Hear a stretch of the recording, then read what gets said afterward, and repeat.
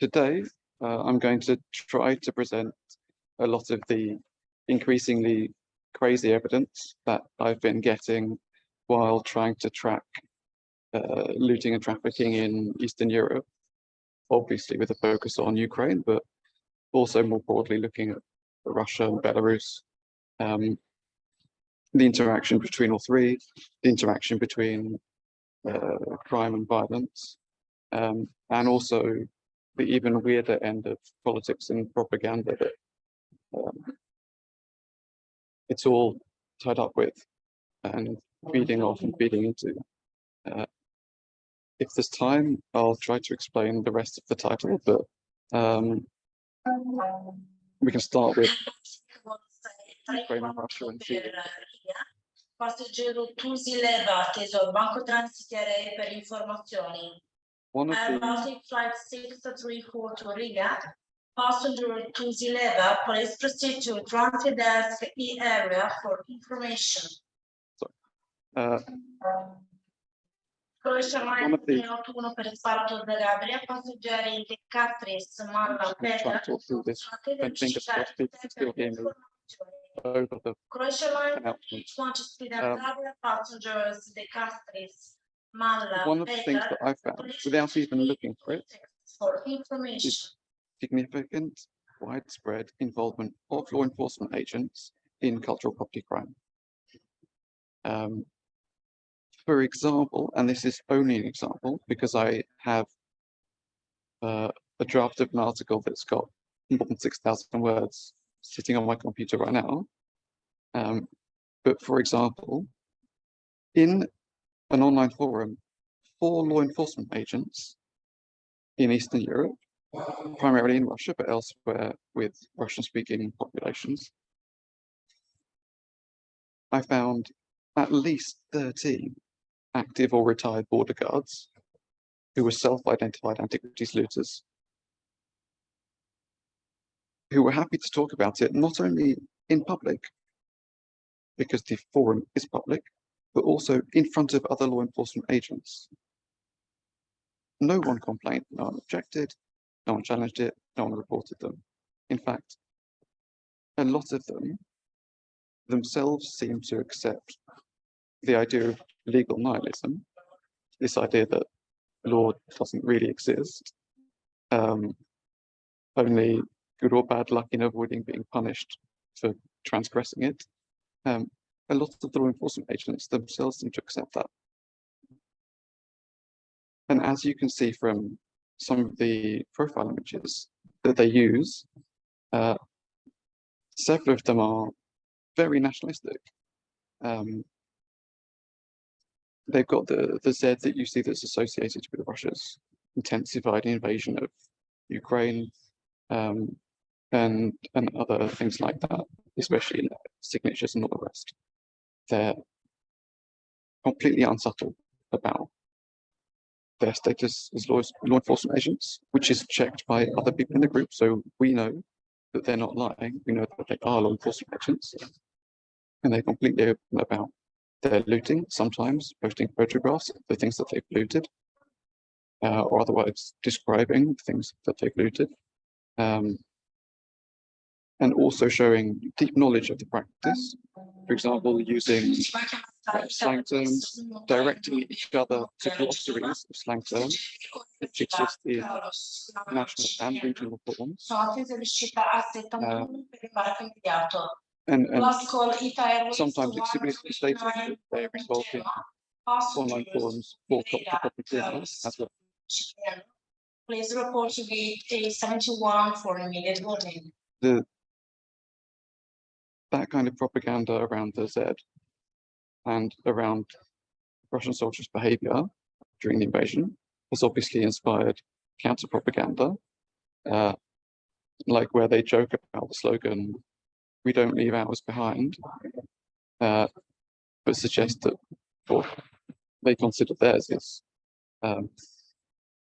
the property of the Ukrainians they're conquering rather than their soldiers. And it's also inspired takeoffs of classic art that is a well-known reference across the region, not just within Ukraine, within Russia. So, like this painting of Suvorov's crossing of the Alps has been adapted to add in all of the toilets and washing machines that they've stolen, and their pillage has been so extensive that they have actually been looting even historic toilet bowls, like one they found in a museum.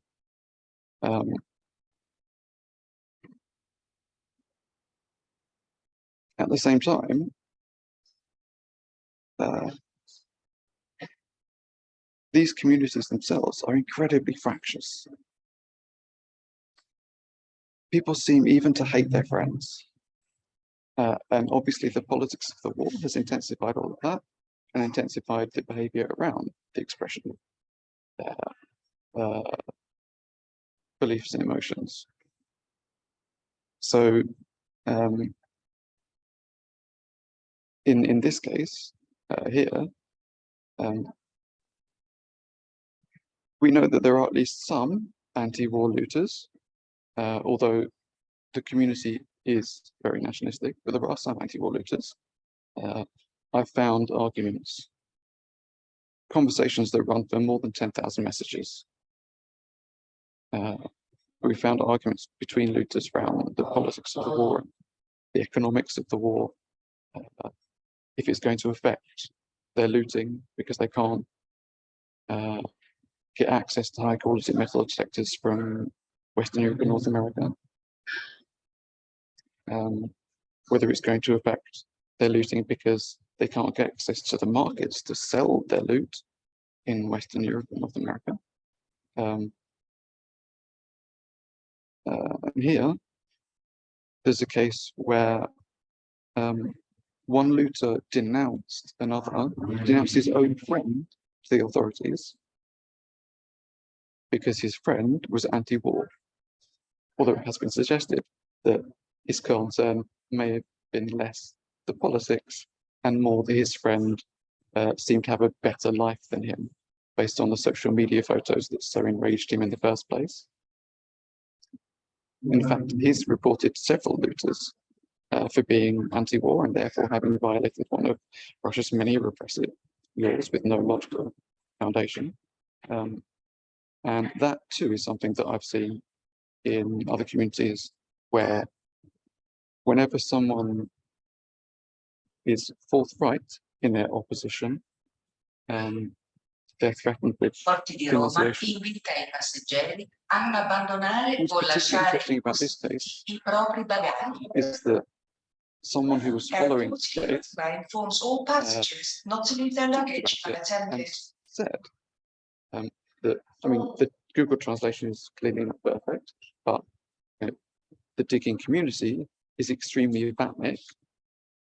Quite a few of the looters who focused on militaria actually went to the occupied territories, joined the administration of the occupied territories as volunteers back in 2014 when the war started with the annexation of Crimea and the invasion of the Donbass, Donetsk and Luhansk. Vatnik, to be clear, is a Russian-created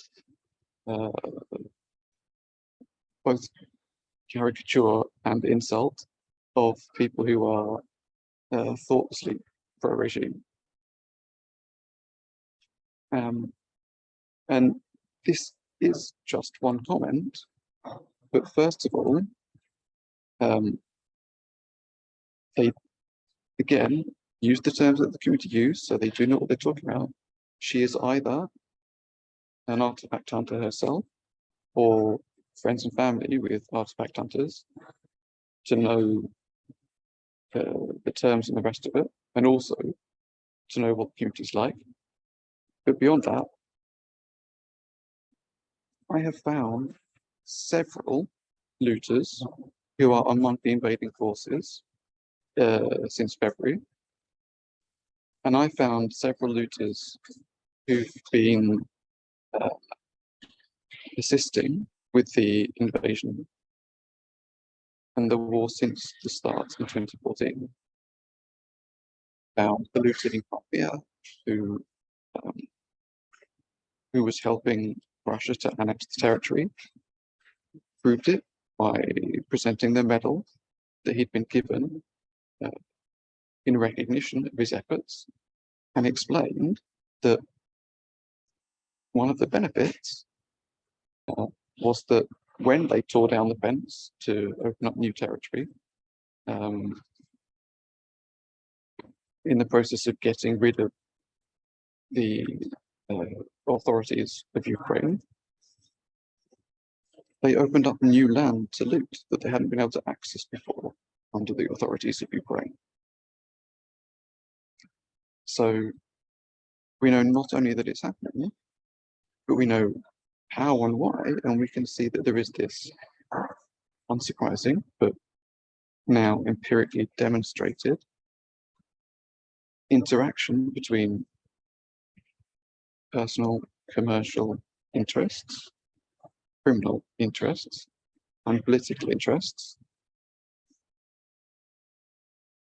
And that is going to be the same for the soldiers who are coming and looting the thing they can carry and sending it back through Belarus to Russia in convoys, mechanisms that are orchestrated in association with at least elements within the armed forces and with the clear acceptance of the Russian authorities and the occupied authorities. Not obviously themselves, simply puppets. Ultima chiamata Italia Volo 391 per Genova. La passeggera Olivera attesa l'uscita 61 per il parco immediato.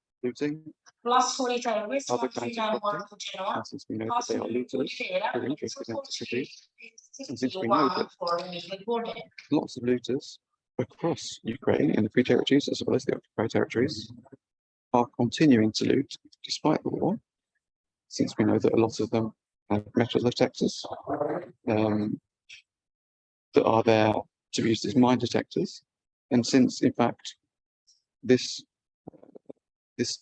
looter who denounced his friend talks about giving metal detectors to the authorities in assistance with mine detection, there's a lot to suggest beyond simple logic and expectation at this point that the looters in the invading forces will genuinely be looting antiquities as well as pillaging other sorts of property.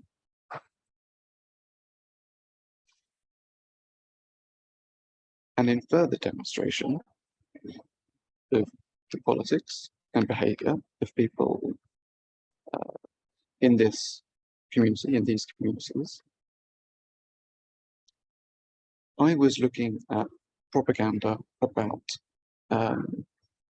a Ukrainian human rights worker who abandoned his pacifism and joined the Ukrainian armed forces to defend the project of freedom that is being pursued by the democratic elements within Ukraine.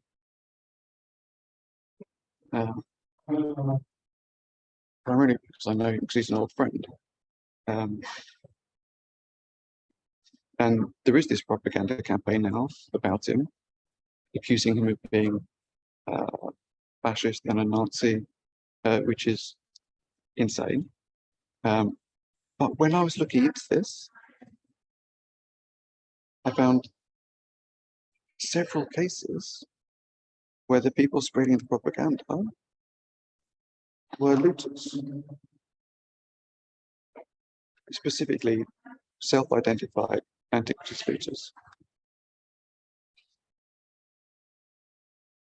And since I found, I think, a few hundred pieces of propaganda, whether produced propaganda or spread propaganda,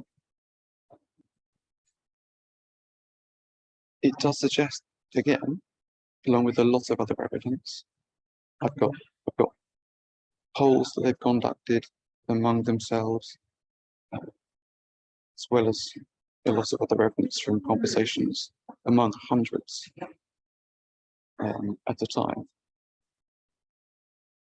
it's very clear that they're very nationalistic, disproportionately nationalistic compared to an already nationalist community in Russia.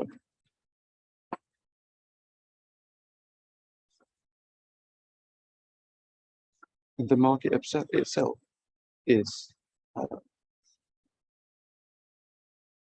an arena in which they try to push these lines.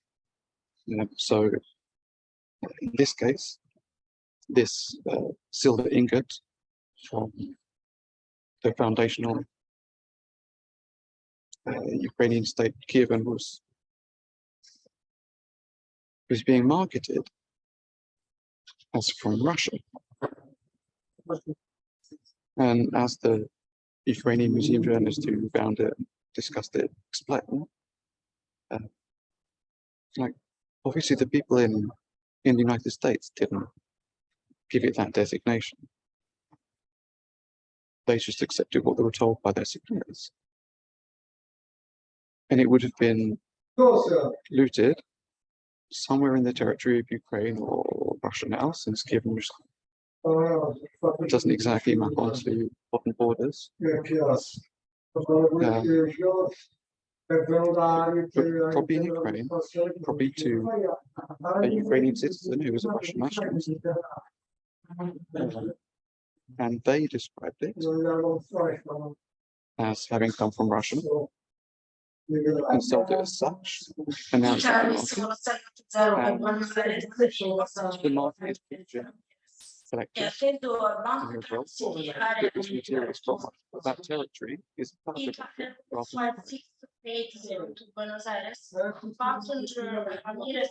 So from all of this together, we can the connections between the private criminal interests and private political interests of people who volunteer to get involved in both crime and violence. The grander criminal political interests of the states, which they're doing things or with which they're doing things. And the way that all of this is feeding off and feeding into grander narratives and mobilizations and actions to push nationalist interpretations and nationalist projects of Russia and communities and movements of factions within Russia. All of it